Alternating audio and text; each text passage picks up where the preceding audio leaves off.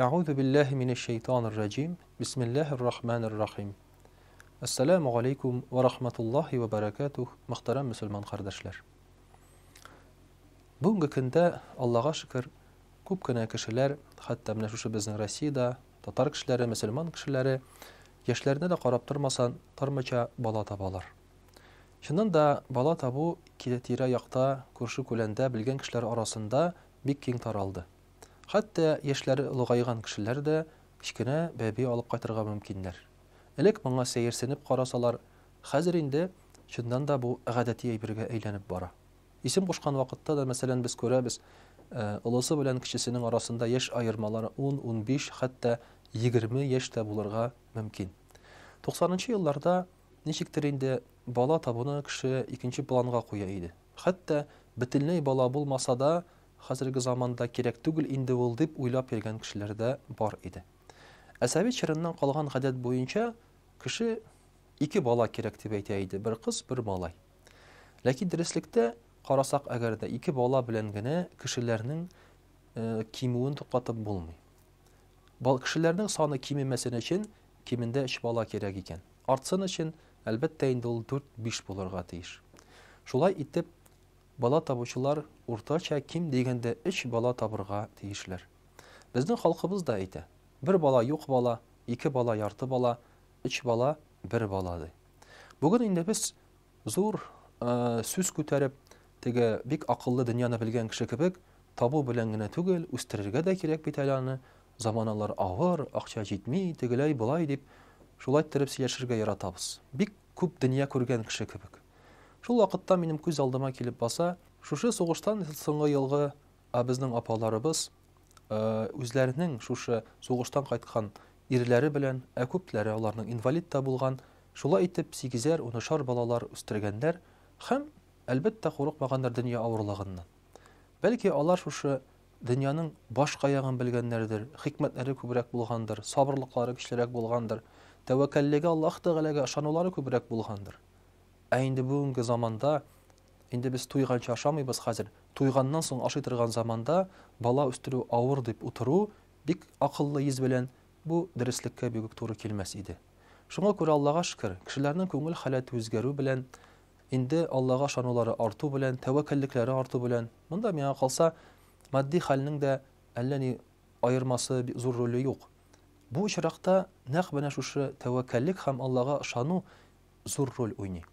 Менә шушындай хәлдә Аллаһка шөкер бүген кешеләр балаларны табалар. Ләкин бала табу бер мәсьәлә булды. Әмма инде балаларның тәрбиясе монсы әлбәттә икенче мәсьәлә. Ләкин мин юкка гына шушы бала табырга кирәк дип узак сүзгә токталып тормадым. Чөнки бала теләү бу үз чиратында баланың тәрбиясенә нигез сала торган әйбер бит ул. Мәсәлән, 90-нчы елларда әйткәнебезчә күп балалар tilemiçe tudular. Kişi atası da anası da ol balalarına tilemiler idi. Tuğan vakitta da niçiktir bu balalarının tırmışların ağır aytkan kibek idi. İşke çıgalmay, selametliklerin ala, tınışlıkları yuğala, endi senin gündelik tırmışında, yurt meşakkatlerinde işlerin arta, özünge vakit kalmay. Şul vakitta eyteler idi, bala tabasız mı deyip sıra kaçtın, для себя поживем diler idi. Үзебез için yaşarga tilebizdi. Гафу итегез, әгәр дә инде син бала туса үзең için яшәмисеңмени? Бу бала синең için түгелмени? Гаиләң için түгелмени? Менә шушындый теләмичә туган балалар үсте 90-нчы елларда. Бу бит тәрбиянең нигезендә дә шул ята иде. Бу бала туган вакытта син аны теләмәгәчтен аңа мөнәсәбәт тә шундый. Тик тымалдан кычкырасың, ачуланасың. Бөтен булган ачуыңны шушы балага чыгарасың. Ул гына синең дөньядагы бөтен хәсрәтләреңгә гаепле кебек тоела. Ә бит бала моны күреп үсә. Ул аның нормаль түгел икәнен аңламый. Әти-әни шундый булырга тиеш дип уйлый. Алар нинди генә булсалар да барбыр шушы әти-әнисенә инде ул тартылырга тырыша, ләкин күңеле китек булып үсә. Менә шуның өчен балаларның тәрбиясенең дә нигезе иң беренчесе ул әлбәттә баланы теләү. Баланы табырга теләү, үстерергә теләү. Шуңа күрә дә бу иң беренче нигезе булып торадыр да. Бала тәрбиясенең икенче нигезе әлбәттә бала никахтан туарга тиеш. Кызганычка каршы бик күп балалар бүгенге көндә никахсыз туалар. яки әтиләрен бөтенләй белмиләр, яки башта зинадан балага уза хатын-кыз, аннан соң гына өйләнешәләр. Я булмаса бала тапканнан соң гына өйләнешәләр. Бу үз чиратында балага шулай ук бик нык йогынты ясый. Чөнки никахсыз барлыкка килгән баланың канында шайтан элеше була. Шайтан инде ул кире, сүз тыңламаучан. Әлбәттә, шайтан ул зыянга, начарга гына безнең тормышыбызга катнашырга тели. Шуңа күрә бу баланың хылкында да шушындый тайпылышлар булырга мөмкин. Өченчедән, әлбәттә, бала туган вакытта, бала теләсәң, аның өчен яхшы әти, яхшы әни кирәк. Һәм үзеңгә ир сайлаганда, үзеңгә хатын сайлаганда, бу бит миңа ир хатын була дип кенә түгел, бу минем балаларымның булачак әтисе, булачак әнисе дип тә без аны уйларга тиешбез. Аларны шушы әти, әни тәрбия итә алырмы, тәрбия бирә алырмы, шуларны уйларга кирәк. Кай вакытта без өйләнгән кияүгә чыкканда да, ярар, яши-яши үзгәрер әле, тәрбияләр мен әле дибез иребезне яки хатыныбызны. Яши-яши инде тәрбияләргә вакытың да, теләгең дә калмый. Монда үзеңне әзрәк кенә саклап тотсаң тәрбияңне бик әйбәт булыр иде. Шуңа күрә өйләнешкән кияүгә чыккан вакытта ук инде тәртипле, әдәпле һәм дә әти-әни була алырлык кешеләрне сайларга тырышырга кирәк. Чөнки алардан бала үрнәк алып, тәрбия алып үсәчәк. Әлбәттә, 4нче бик мөһим өлеше тәрбиядә ул да булса дини тәрбия. Без шушы дини тәрбияне балаларыбызга бирергә онытабыз. Кирәксенмибез кайчагында. Менә бүгенге көндә никах укыганда 50% яшьләребез ла илаһа илляллаһ Мухаммад Расулуллаһ сүзен әйтә белмиләр.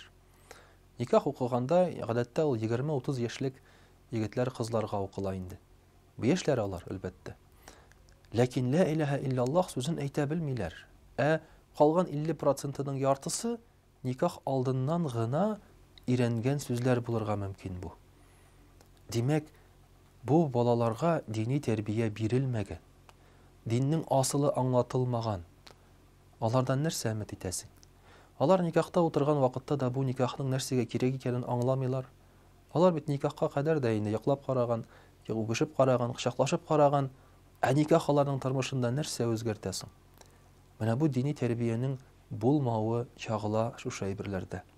Шуңа күрә кичкенә чактан балаларыбызга дини тәрбияне бирергә тырышырга кирәк. Кайбер кеше әйтә, мин баламны дингә өйрәтәсем килми, аның теләге юк ди. Мәчеткә барасы килми аның ди.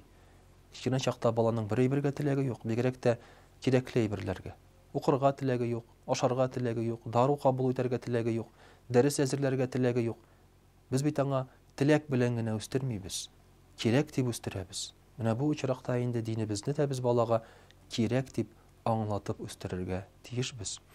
Ял көнендә чыннан да бер генә көн ял көне булса да, иләгә кадәр булса да, без аны 1-2 сәгатькә генә булса да, мәчеткә алып барып дини тәрбияне сеңдерсәк, баланың үзенә әлбәттә ул киләчәктә һәм бигрәк тә синең үзеңгә дә күп файда булыр иде. Менә шушы дини тәрбия салынган бала, шушында нигез салынган бала, әти-әнисенә дә итәгатьле була һәм әти-әни күрмәгәндә начарлык кылудан да куркачак. Шуңа күрә дә менә шушы балаларыбызны табу белән бер рәттән дөрес итеп тәрбияләргә дә мөхтәрәм кардәшләр тырышсак иде. Чөнки киләчәгебез шушы балалардан торачак. Алар нәрсәгә ышансалар, нинди идеаллар белән яшәсәләр, шундый киләчәк төзиячәкләр. Балаларыбызның киләчәге бу безнең картлыгыбыз дигән сүз. Вассаламу алейкум ва рахматуллаһи ва баракатуһ.